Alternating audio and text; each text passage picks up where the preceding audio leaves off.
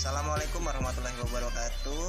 Kembali lagi di mata kuliah Manajemen Kelembagaan Prodi Agribisnis Hortikultura Biofarmaka semester 5 Politeknik Pembangunan Pertanian Yogyakarta. Pertama-tama perkenalkan, kami dari kelompok 1 yang beranggotakan yang pertama Agus Budiansyah, yang kedua Adelia Jovani Putri, yang ketiga Ananda Dea Afrifa, yang keempat Alvinda Melda Maulani, yang kelima Alfi Intan Nur Aisyah. Pada video kali ini kami akan membahas proses organisasi atau kelembagaan dan perencanaan organisasi atau kelembagaan. Prinsip dan bentuk organisasi atau kelembagaan. Prinsip organisasi diantaranya adalah memiliki tujuan yang jelas, kemudian prinsip skala hierarki, 3 prinsip kesatuan perintah, 4 prinsip pendelegasian wewenang, 5 prinsip pertanggungjawaban, 6 prinsip pembagian pekerjaan, 7 prinsip keseimbangan, 8 prinsip fleksibilitas, dan yang terakhir adalah prinsip kepolisian. Selanjutnya, bentuk-bentuk organisasi. Bentuk-bentuk organisasi terbagi menjadi 3, yaitu yang pertama berdasarkan jumlah pemegang kepemimpinan dari organisasi, dibagi menjadi 2, yaitu bentuk tunggal dan bentuk komisi. Bentuk tunggal biasanya terdapat pada organisasi yang masih sederhana, pimpinan berada di satu orang, kekuasaan, pengawasan, dan tanggung jawab. Sedangkan bentuk komisi itu organisasi yang mempunyai pimpinan berupa sebuah dewan yang terdiri dari beberapa orang. Bentuk ini biasanya banyak dipakai organisasi yang mempunyai tugas membuat peraturan atau pertimbangan. Selanjutnya, bentuk organisasi berdasarkan sifatnya dibagi menjadi 2 lagi. Yang pertama adalah organisasi informal, yaitu keseluruhan hubungan serta interaksi perorangan dan penggolongan ke dalam kelompok yang lebih kecil dari anggota organisasi itu. Selanjutnya, organisasi formal, yaitu suatu bentuk perkumpulan yang dibentuk secara sadar dan mempunyai tujuan tertentu, yang di dalamnya tercakup sistem kerjasama dari 2 orang atau lebih. Contoh seperti partai politik, perkumpulan sosial, perusahaan, dan sekolah. Selanjutnya, berdasarkan tujuannya, yaitu terdiri dari organisasi publik dan organisasi privat.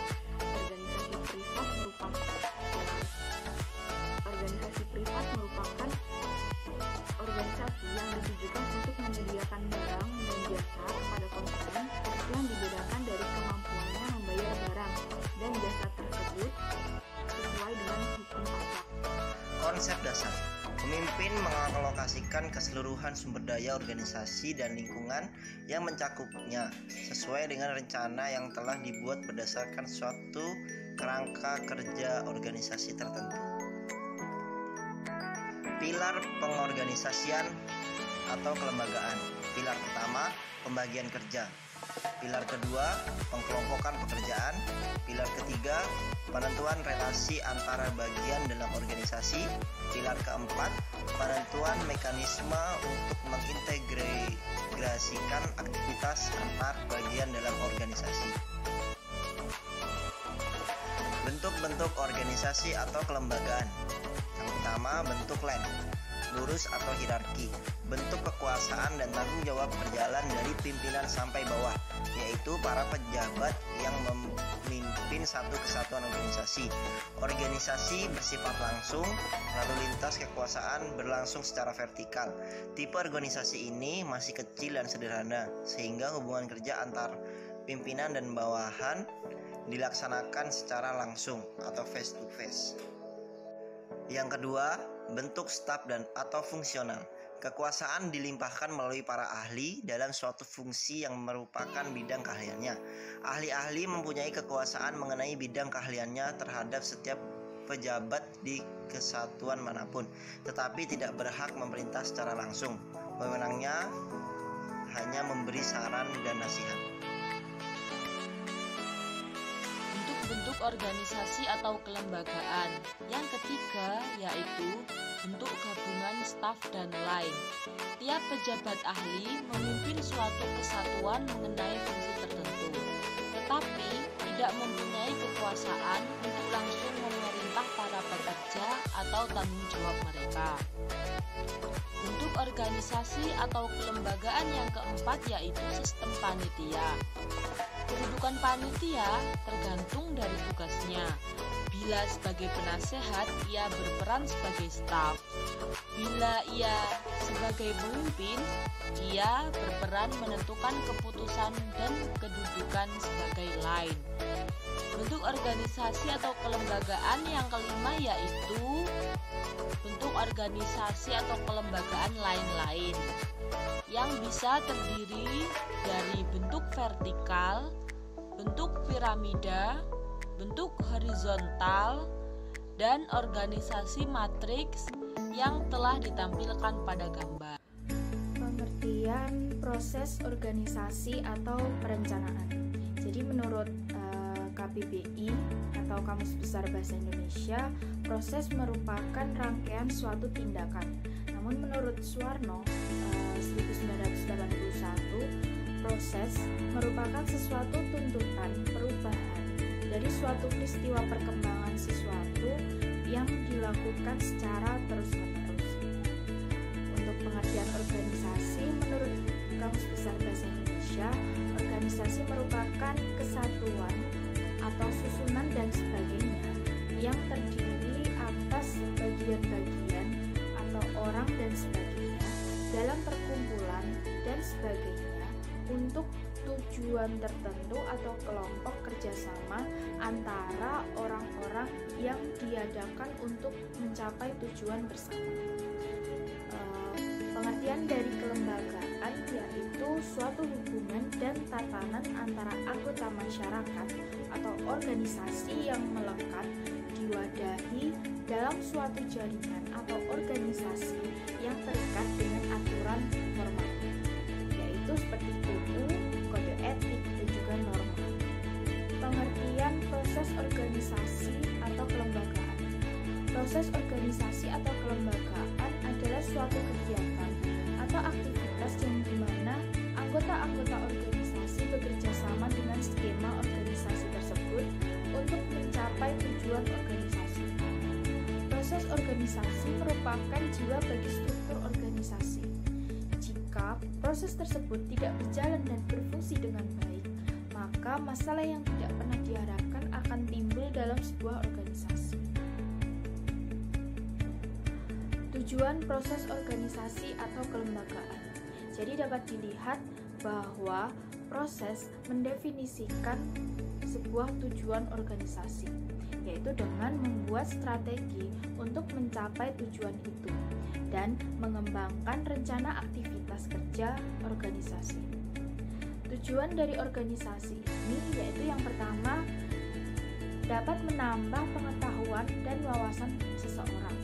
Yang kedua, mudahnya dalam menyelesaikan masalah, lebih mengutamakan kebersamaan, menumbuhkan sikap disiplin dan etos kerja di dalam dirinya, dapat membina emosional intelijen dan juga mengajarkan atau membudayakan jiwa kepemimpinan. Baik, yang selanjutnya yaitu mengenai fungsi dan manfaat akan proses kelembagaan atau organisasi. Yang pertama yaitu mencapai tujuan yang diharapkan bersama. Yang kedua yaitu masalah dapat terpecahkan karena proses dilakukan dengan bersama-sama. Kemudian yang selanjutnya menambah pengetahuan dan wawasan, lalu timbulnya semangat kerjasama dan membentuk emosional intelijen.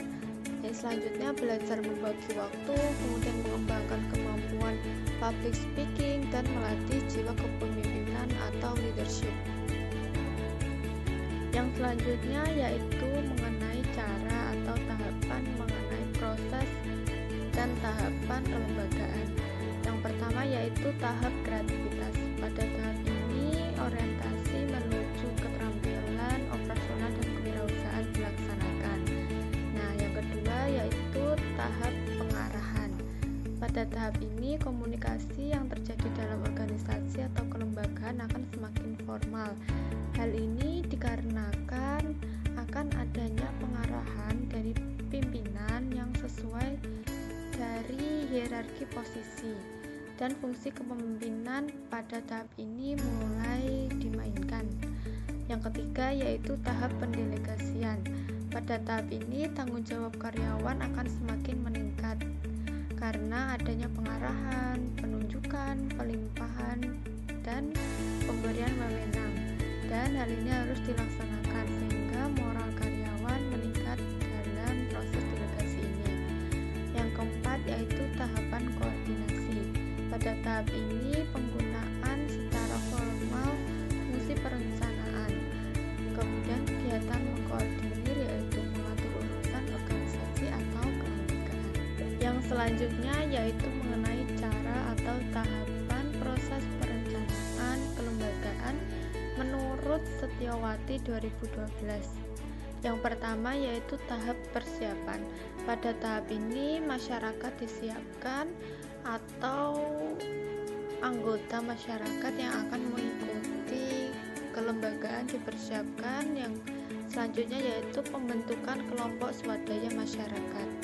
Yang kedua yaitu tahap pembangunan. Pada tahap ini akan ada tahap perencanaan, tahap mobilisasi dana, dan tahap konstruksi. Yang selanjutnya, yang ketiga, tahap pengelolaan. Pada tahap ini fungsi pengambilan keputusan dilaksanakan dan fungsi pelaksanaan operasional dan pelayanan dijalankan. Yang keempat yaitu tahap pengembangan. Pada tahap ini akan ada pengurusan status lembaga. Yang kedua penyusunan tugas pokok serta wewenang, dan penyusunan anggaran dasar dan anggaran rumah tangga atau ADART.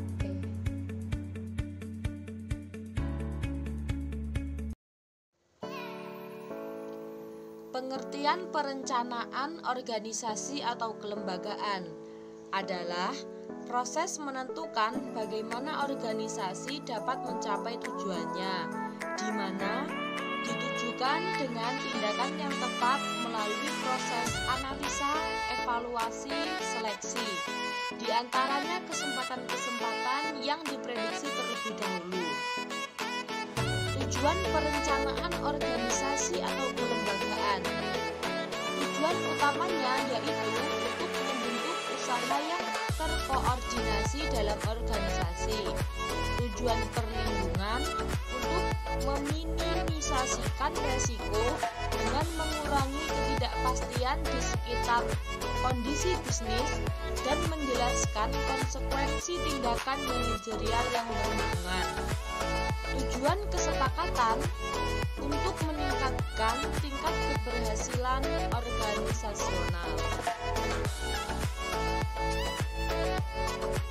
Fungsi dan manfaat perencanaan organisasi atau kelembagaan. Yang pertama, membantu manajemen untuk menyesuaikan diri dengan perubahan-perubahan lingkungan. Yang kedua, memungkinkan manajer memahami keseluruhan gambaran operasi lebih jelas. Yang ketiga, pemilihan berbagai alternatif terbaik. Yang keempat, standar pelaksanaan dan pengawasan. Yang kelima, penyusunan skala prioritas. Yang keenam, menghemat pemanfaatan sumber daya organisasi. Yang ketujuh, alat memudahkan dalam berkoordinasi dengan pihak terkait. Yang kedelapan, membuat tujuan lebih khusus, terperinci, dan lebih mudah dipahami. Yang kesembilan, meminimumkan pekerjaan yang tidak pasti. Yang kesepuluh, menghemat waktu, usaha, dan dana. Tahapan atau cara perencanaan organisasi. Yang pertama, pembahasan organisasi, yaitu membahas tentang visi misi organisasi yang akan dicapai ke depan. Yang kedua, melakukan identifikasi kelebihan dan kelemahan organisasi dengan pengelompokan berbagai permasalahan dalam beberapa kategori, misalnya masalah internal, eksternal, dan zona abu-abu. Yang ketiga, analisis sebab akibat.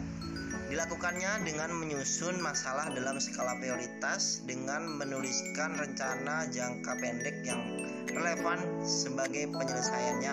Kemudian dilanjutkan dengan mengkaji ulang setiap permasalahan yang timbul dengan menyertakan perencanaan tambahan. Yang keempat, membuat atau menyusun MPP.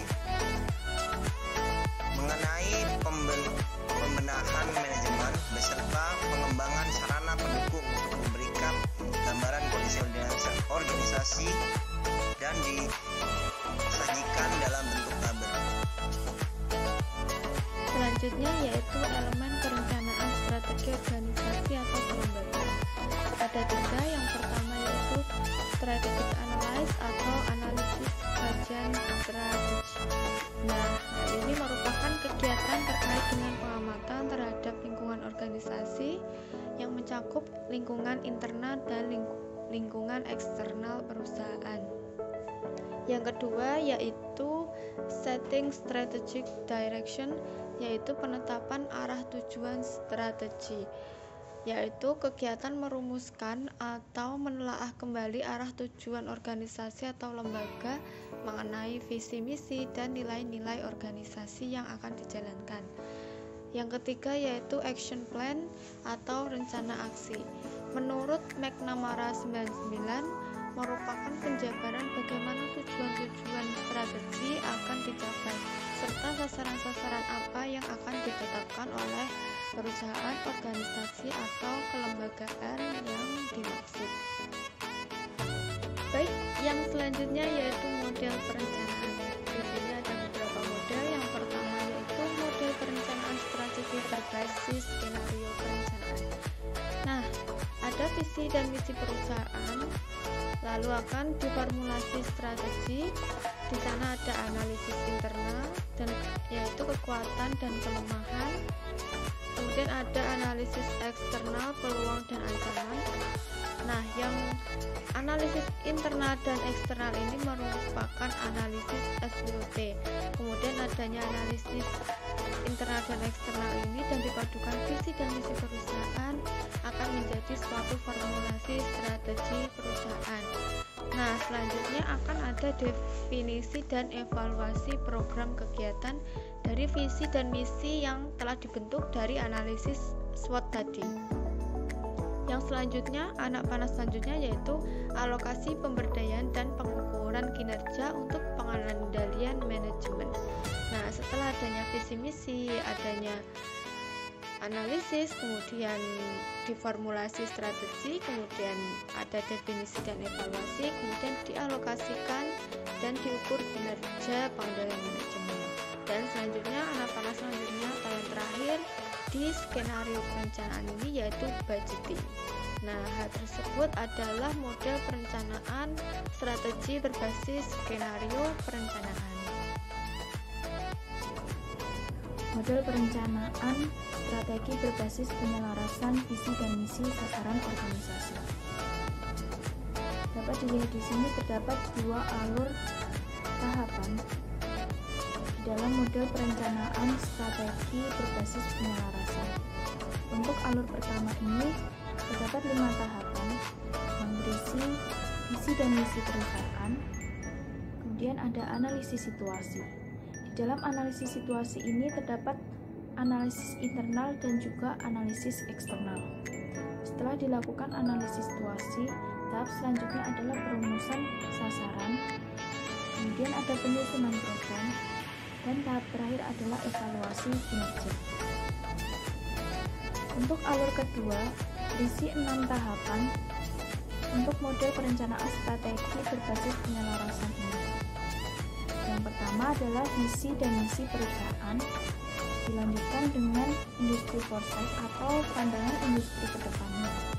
Di dalam industri foresight ini terdapat analisis eksternal. Setelah dilakukan industri foresight, maka tahap selanjutnya adalah perumusan sasaran, dilanjutkan dengan strategi dan kebijakan.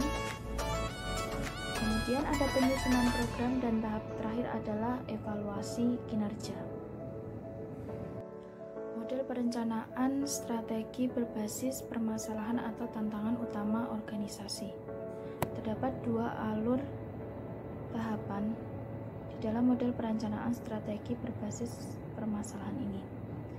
Untuk alur pertama yaitu visi dan misi, kemudian ada industri foresight. Di dalam industri foresight ini terdapat analisis internal dan juga analisis eksternal. Tahap selanjutnya ada arsitektur strategik, kemudian perumusan masalah, dan tahap terakhir adalah penyusunan program. Untuk alur kedua yaitu berisi tentang visi dan misi perusahaan, kemudian industri foresight yang berisi analisis internal dan juga eksternal, kemudian ada arsitektur strategik, kemudian ada tantangan organisasi yang dilanjutkan dengan perumusan masalah. Dalam perumusan masalah ini terdapat strategi dan kebijakan perusahaan. Lalu langkah selanjutnya adalah penyusunan program. Baik, yang selanjutnya yaitu contoh studi kasus proses dan perencanaan organisasi atau kelembagaan. Yang pertama ada alur pendirian UKM atau UMKM. Nah, alur pendirian UMKM dan UMKM ini termasuk dalam materi proses dan perencanaan kelembagaan dikarenakan dalam pendirian UKM atau UMKM akan adanya proses dan perencanaan di dalamnya. Yang pertama yaitu jeli melihat peluang. Nah, dalam pendirian UKM atau UMKM ini kita sebagai pelaku usaha harus jeli melihat peluang yang tidak dilihat oleh pelaku usaha lain. Hal ini dikarenakan untuk memberikan peluang besar bagi usaha kita yang akan didirikan nantinya. Yang kedua yaitu menunjukkan ide, originalitas dan keunikan produk. Hal ini dikarenakan untuk tetap bertahan di suatu usaha diperlukan ide yang unik, keoriginalan atau originalitas dan keunikan produk agar tetap dapat diterima oleh pelanggan. Yang ketiga yaitu merencanakan manajemen usaha. Di sini ada beberapa yaitu merekrut tenaga kerja, strategi pengelolaan keuangan dan kesiapan pembukuan UMK atau UMKM. Yang keempat yaitu mengurus administrasi berupa IUMK, SIUK, NPWP dan izin gangguan. Nah, untuk IUMK ini dapat kita urus sekarang melalui online yaitu melalui OSS dan atau melalui offline di kecamatan. Seperti itu. Yang selanjutnya yaitu studi kasus proses dan perencanaan kelembagaan pada UKM atau UMKM. Nah, studi kasus di sini kami ambil pada jurnal yang ditulis oleh Salahuddin DKK dengan judul Model Manajemen Kelompok Usaha Mikro Kecil dan Menengah pada Usaha Terjun KPK. Nah, ini ditulis dan dipublikasikan pada tahun 2018 dari Malang, Universitas Muhammadiyah Malang. Nah, di sini model perencanaan dan proses pelembagaan ada perencanaan dan pembentukan lembaga usaha, memperkuat jaringan kerjasama antara kelompok usaha, pasar dan petani kecil-kecilan, dan memperkuat modal usaha melalui sistem simpan pinjam. Yang selanjutnya model pengelolaan yang digunakan yaitu pendanaan dengan kredit usaha rakyat atau KUR dan pengembangan SDM dengan sistem customized training yaitu sistem pelatihan khusus dan kemitraan dengan menggait pemerintah dan swasta. Studi kasus proses dan perencanaan BUMDes atau Badan Usaha Milik Desa. Badan Usaha Milik Desa merupakan sebuah organisasi dengan tujuan awal pembentukan Badan Usaha Milik Desa dimaksudkan untuk mendorong atau menampung seluruh kegiatan peningkatan pendapatan masyarakat, baik yang berkembang menurut adat istiadat dan budaya setempat, maupun kegiatan perekonomian yang diserahkan untuk dikelola oleh masyarakat melalui program atau proyek pemerintah pusat dan pemerintah daerah. Selanjutnya, tahapan-tahapan pembuatan Badan Usaha Milik Desa. Yang pertama adalah musyawarah desa, membangun kesepakatan antar masyarakat desa dan pemerintah desa dengan tujuan mendesain struktur organisasi dan unit usaha. Selanjutnya, yang kedua adalah pengaturan organisasi BUMDes. Di sini mengacu pada rumusan musyawarah desa pada tahap 1 dengan menyusun AD/ART BUMDes sesuai dengan prinsip-prinsip tata kelola BUMDes. Dan yang terakhir adalah pengembangan dan pengelolaan BUMDes. Pembahasan lebih kepada hal-hal teknis seperti menentukan pihak ketiga yang akan diajak kerjasama, program pengembangan unit usaha yang sudah disepakati, serta merumuskan cara pengajian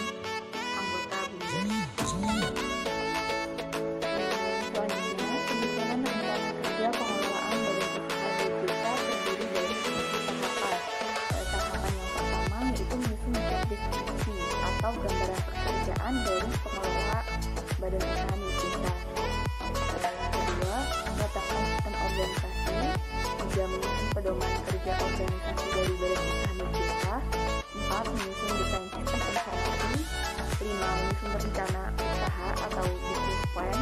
6. Menyusun sistem administrasi dan pembukuan. 7. Mengurus legalitas hukum milik usaha badan usaha milik desa. Selanjutnya, perencanaan badan usaha milik desa agar badan usaha milik desa ini menjadi sebuah organisasi ekonomi yang berjalan dengan lancar, yaitu dapat menggunakan dengan model kanvas. BUMDes model kanvas merupakan alat untuk menganalisa sekedar bukan usaha, melainkan sebuah alat untuk menganalisa sebuah usaha BUMDes sebagaimana tujuan dari undang-undang desa, bukan sekedar sebagai alat untuk mencari laba, melainkan alat untuk mencapai tujuan-tujuan sosial dengan mekanisme usaha. Adapun dari perencanaannya dapat dilihat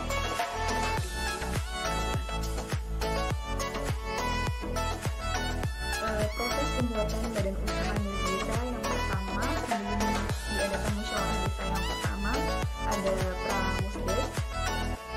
Bahwasanya yang pertama adalah memastikan pembentukan badan usaha milik desa tercantum dalam RPJM desa, RKP desa. Yang kedua, mengalokasikan anggaran melalui APD desa. Selanjutnya, musyawarah desa yang pertama yaitu sosialisasi mengenai badan usaha milik desa, kemudian pembentukan tim persiapan pendirian badan usaha milik desa yang terdiri dari minimal 30% perempuan. Kemudian ada tim persiapan bekerja, yaitu mengenai kajian potensi unit usaha badan usaha milik desa. Kedua, daftar ADART dari badan usaha milik desa, dan yang terakhir adalah draft mekanisme perekrutan pengelola badan usaha milik desa. Kemudian diadakan musyawarah desa yang kedua, yaitu mengenai pendirian badan usaha milik desa. Di sini membahas mengenai penyampaian hasil kerja perumus. Kedua, pengesahan ADART. Tiga, penetapan unit usaha. Dan yang terakhir adalah penetapan kepengurusan dan struktur badan usaha milik desa. Dan yang terakhir adalah penetapan perdes tentang badan usaha milik desa dan SK kepengurusan badan usaha. Sedangkan untuk tugas dan tanggung jawab dari pengelolaan badan usaha milik desa dibahas dan disepakati dalam musyawarah desa yang diselenggarakan oleh BPD. Untuk susunan pelaksana operasional terdiri dari ketua atau direktur, sekretaris, bendahara, dan para manajer unit atau kepala unit. Sekian video kali ini, semoga dapat bermanfaat. Jumpa lagi di video selanjutnya. Wabillahi taufik wal hidayah. Wassalamualaikum warahmatullahi wabarakatuh.